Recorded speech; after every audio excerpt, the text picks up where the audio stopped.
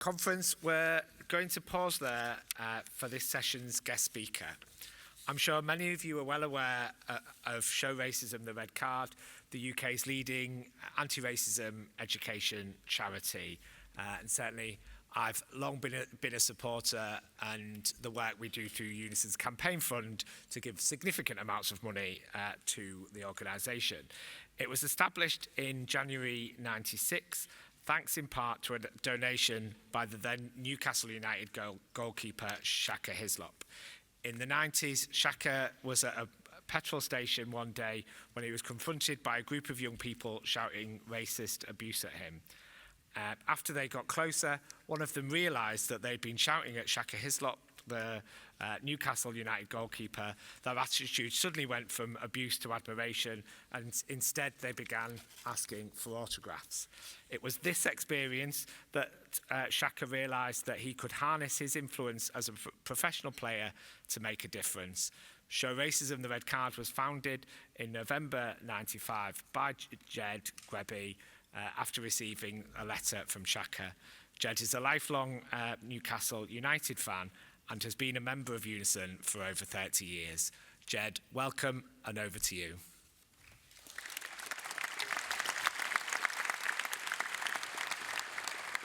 Thank you very much, and thank you very much to UNISON for inviting me to speak to your conference. I want to outline who Show Racism Red Card are, what we do, and how you can get involved. But I also want to comment on the situation in terms of where we are in terms of the fight against racism now, and I'll do that at the end of my brief speech. So, the chair has already stolen my thunder and said exactly how we got established. We weren't established with a large government grant. We weren't established with thousands of footballers. We were established with one football player. A football player who played for Trinidad and Tobago and the best team in the world, who are Newcastle United. Oh, thank you for that applause. So, Shaq, after he suffered that abuse, wanted to use his role model status to make a difference. He then got his teammates. Newcastle were top of the league, 10 points clear of Man United. I won't go into the full story. He then got his teammates, John Beresford and Les Ferdinand, to come into schools with us. John Beresford admitted to being a teenage racist. He was a Sheffield lad. He said he'd done monkey chants and he didn't know the harm racism caused. He explained he'd changed his attitude and had a massive impact on young people in the first few schools we went in. So we knew that by using the high profile of football, we could have a big difference in our society. We then got in touch with UNISON, and UNISON, one of the first backers of our campaign in the North East, a guy called Dave Anderson, who went on to become an MP, was one of the first of our management committee. So right from the word go, UNISON have been behind us. Kick It Out also exists. Kick It Out about kicking racism out of football. We're doing a joint project with them around the World Cup. But our job isn't to kick racism out of football, it's to kick racism out of our society through education. And we've been very clear on that from the word go.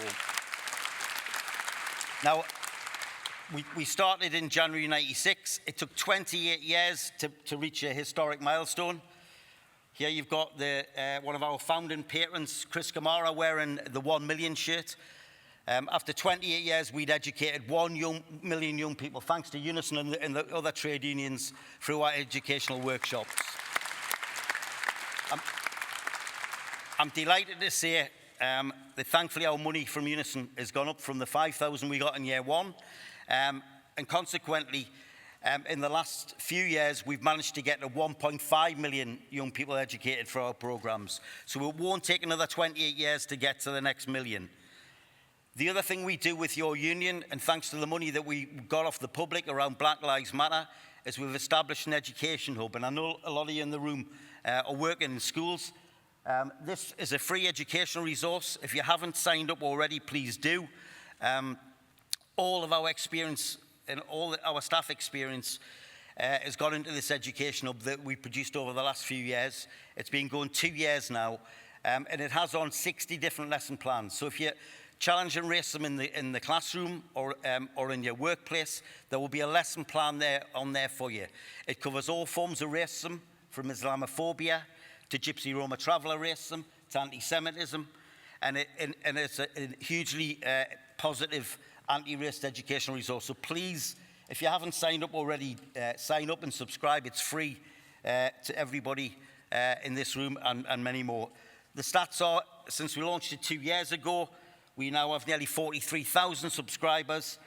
And as a result of those lessons being used in the classroom, over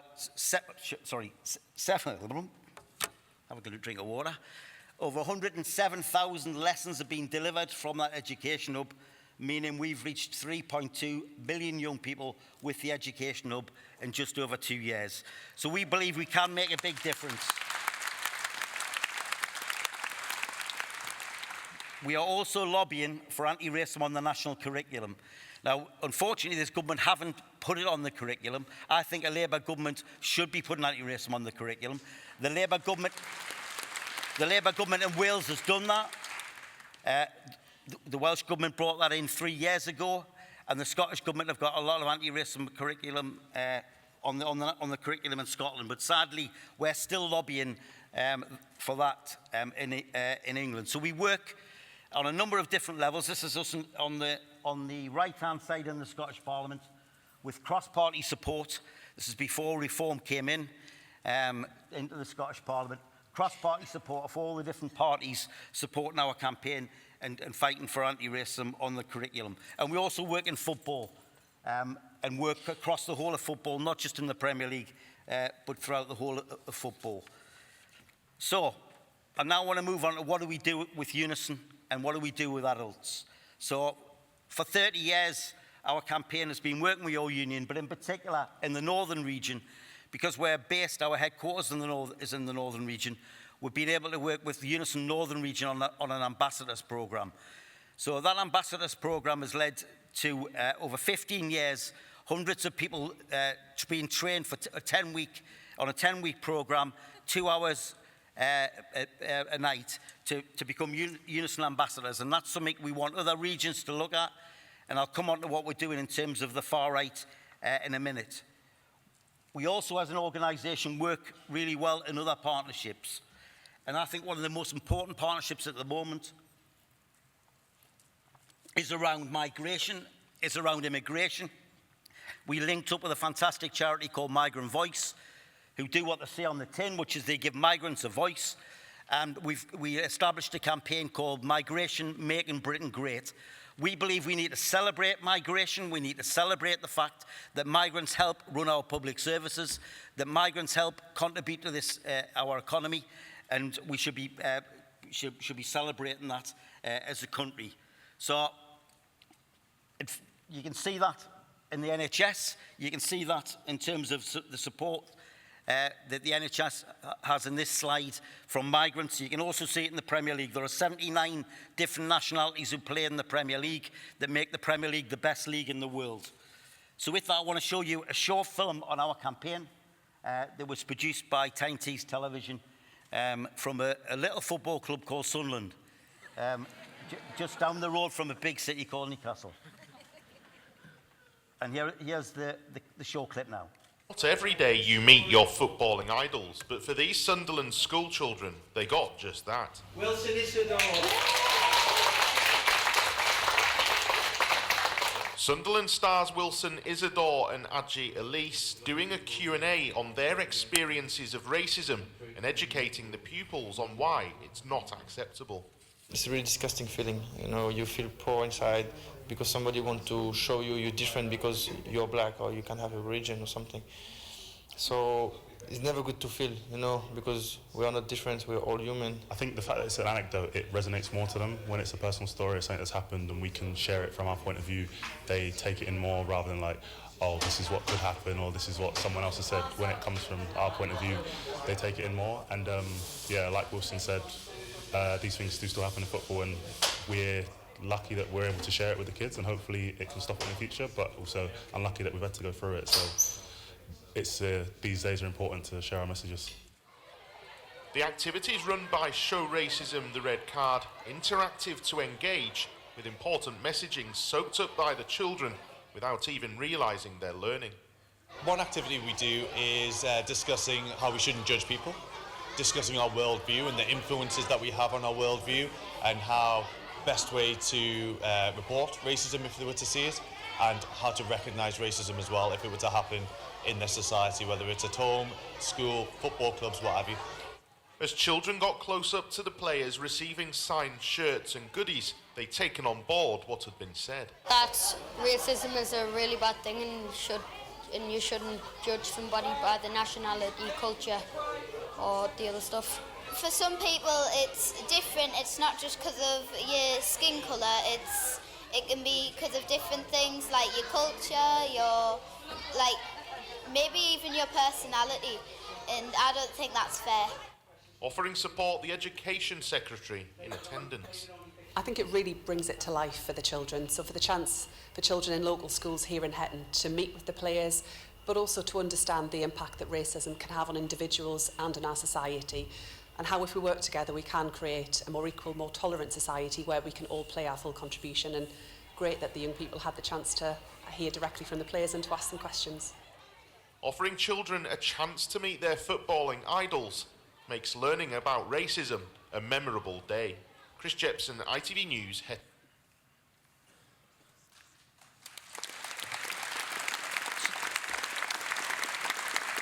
So that's a clip for one of our education events at football clubs. I'd urge you to come along and see the work we do in your region.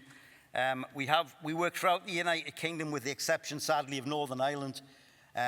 We have done some work in Northern Ireland quite recently, and we're hoping to get some work for our education team in Northern Ireland. But we have teams that work in Wales and Scotland.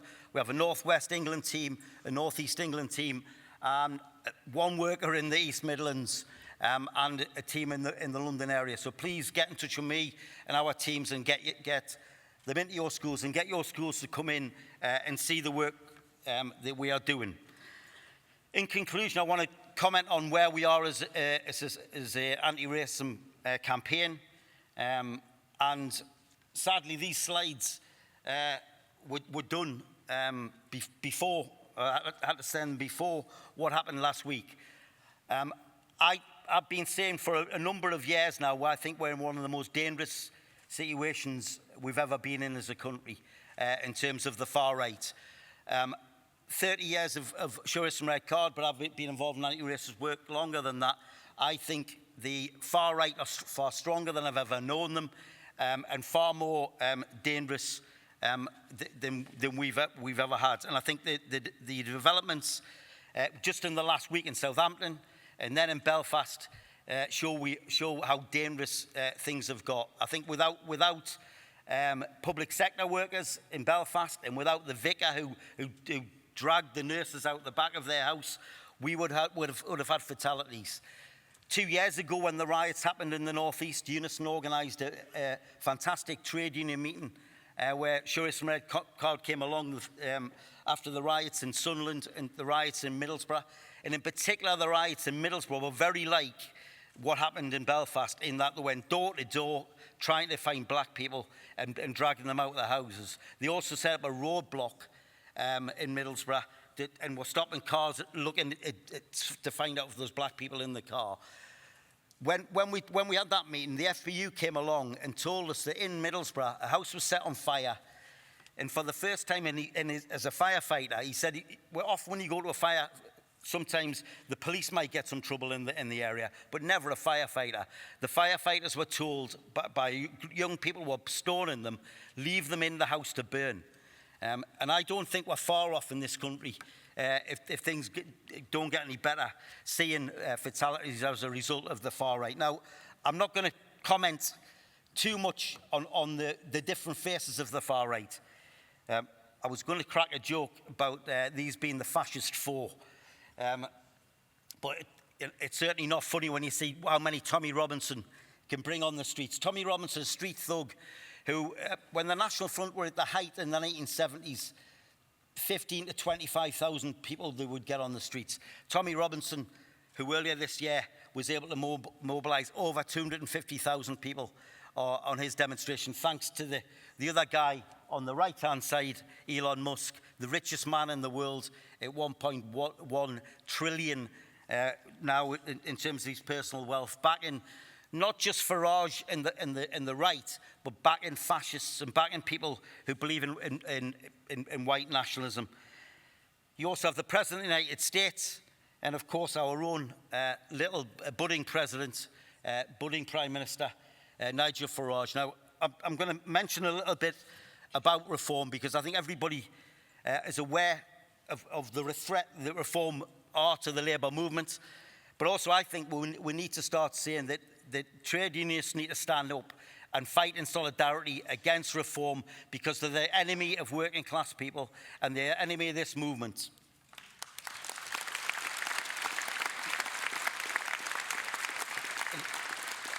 And I'll give one example of what reform are like. You may have heard this one, but the councillor in Sunderland who was elected, who said he would solve the problem of potholes by melting Nigerians, right? Who was then suspended from reform and is now being let in again. He's being reinstalled by, so apparently that comment must be acceptable if you're a councillor in reform. With UNISON, when the reform were elected last year in the 10 councils, we've set up a working group that's been working in those 10 areas and educating branch officials and different members in those 10 areas. I'm delighted to say that we've got a meeting at this conference to run through the success of that programme. I hope you can make it on Thursday at our fringe meeting at 12:45. And the theme is up there. I'm struggling to read out, never mind try and read the full length of the title of the thing. So, in terms of those 10 council areas, there are now 24 council areas that reform won. And I think it's vital that the Sure Red Card, along with other anti-racist organisations, Hope.Hate do a fantastic job. There are other anti-racist organisations like the Together Alliance who've done some fantastic work as well. We'll work with any other anti-racist to make sure in those 24 areas, UNISON members are educated on challenging the myths and challenging the far right. So we hope you'll come to our fringe meeting, and we also hope you'll back our campaign. So the final thing, I don't know if I'm out of time or not. Okay, good. The final thing I'd like to say is we don't have any government money. Sadly, our government money ended well over 10 years ago. We survived because of the trade unions, but we also survived because of the general public. I'm a firm believer that the anti-racist movement is far bigger and far stronger than reform and the far right. They have the mouthpieces like Musk. They have the media. Unfortunately, the media play a huge role in telling us day in, day out that immigrants are a problem, that immigration's a problem. Just when Belfast happened, I was in a hotel room and I watched in the morning the government minister being interviewed on Belfast. And the whole interview wasn't around the fact that the far right were attempting to kill people in Belfast. Let's put it bluntly.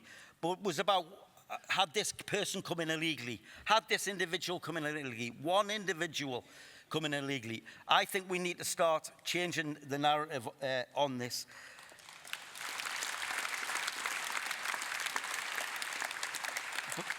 But we also hope that you will as individuals support us. We need your funding in order to get our anti-racist message across. We have a fantastic education team at Sure Red Card, but we need more. We need to work in Northern Ireland.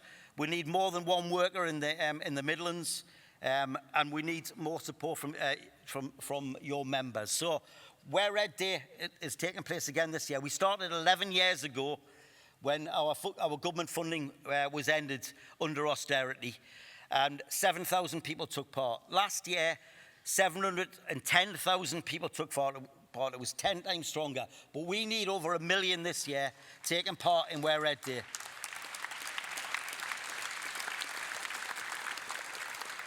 We urge you to support our campaign. Finally, I've not mentioned much about football. We're in the middle of the World Cup. Now, without going into the politics of the World Cup, we have produced a poster with the England team. We have got, we believe, an image of the Scotland team on the way. The club image, the picture was taken in the US, and we're hoping to get it printed next week. Thanks to the trade unions who've already printed 600,000 of these posters, you'll get posters in this conference to take away to your schools and your workplaces. But we need to get the message out there that not only the England team, but England as a whole, Scotland, Wales and Northern Ireland, the UK, is against racism, and we're going to make sure that the far right are put back in the dustbin of history. So please, make sure you help our campaign, but more importantly, let's get the fight against racism back on track.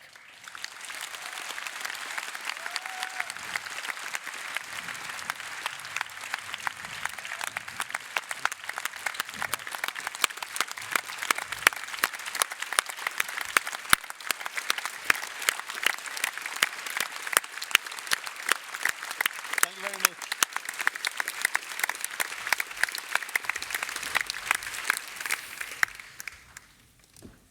That was absolutely excellent, Ged, and it's organisations like Show Racism, the Red Card, and all of you out there that are standing up and standing against racism and standing against hate that gives me hope that we will put the fascists back in the dustbin of history.